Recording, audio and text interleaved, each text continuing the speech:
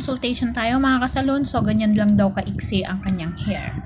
So, magbabobcat tayo, pero yung bobcat niya ay maiksi. So, preparation, and then gagawa tayo ng guide. Laging ganyan mga kasalon ha. Bobcat, apple cut, or pixie cut, lagi tayo nag-i-start sa likod. So, gagawa tayo ng guide kasi yan na yung haba natin. Okay mga kasalon? Pagkatapos gumawa ng guide, yan na yung haba. Yan na yung susundan natin.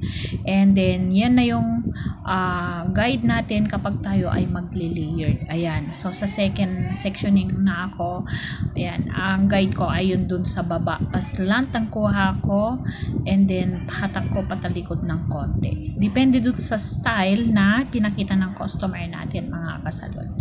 Pwede kasing ang likod niya ay pa-apple cut o di kaya pa-bob cut. The same process, mga kasalon, na sa second sectioning ko kasi medyo mataas na. So, nakita nyo, ang guide ko talaga ay yung baba. Kaya kailangan ang pagkuha natin ng buhok ay pababa. Hindi pwedeng pataas. Yan. Ganyan lang mga kasalon. Yan. Checking tayo. Ibig sabihin, pag nakita natin na parang pahagdan siya, so, ile-layered lang natin para mawala yung parang pahagdan. Yan. So, dito na tayo sa last sectioning. Ganun din mga kasalon. Kung saan yung tubo niya, doon ang hatak natin. And then, pa-slide ng konti, pa-slant ng konti ang ating hatak. Yan. Nakita nyo mga kasalon? Patalikod ang hatak ko. Yan.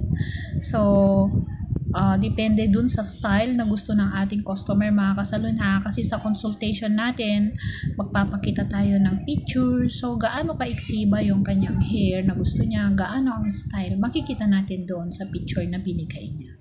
Okay, so ayan na yung likod. Kapag nagugupit tayo, checking tayo mga kasalon. Ibig sabihin, i-check mo kung pantay o hindi. Kasi hindi naman tayo perfect. So, minsan, hindi natin nakukuha ng maayos kapag nagdi-design tayo. Ngayon, kapag may nakita tayo na chismis, ibig sabihin may mali o meron mahaba, gagamitan lang natin ng thinning scissor. Ayan na mga kasalon ng outcome. Kaya kapag naggupit tayo, kahit guluhin natin, dapat ang bagsak niya ay maganda pa rin. Okay, dito naman tayo sa side. Tandaan natin, kapag sa side, kapag bobcat, ibig sabihin medyo pababa ng konti sa harap. So, ginawan muna natin ng design o ng guide sa baba, and ngayon ay nagle-layered na tayo. So, ganyan lang mga kasalon ha. Yan. Ganun din hanggang sa matapos sa taas, pa-layered lang siya.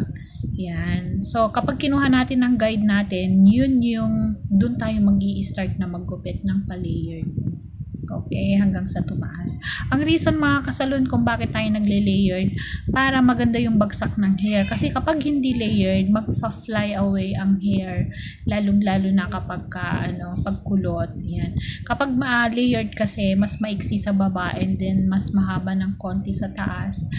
Medyo, papasok dun sa baba, mas magaan dun sa baba at mas mabigat dun sa taas.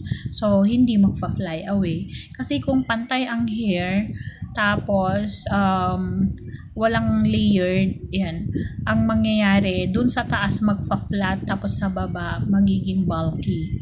So, kailangan talaga natin i-design o di kaya i-layered ang hair kapag tayo ay naggugupit.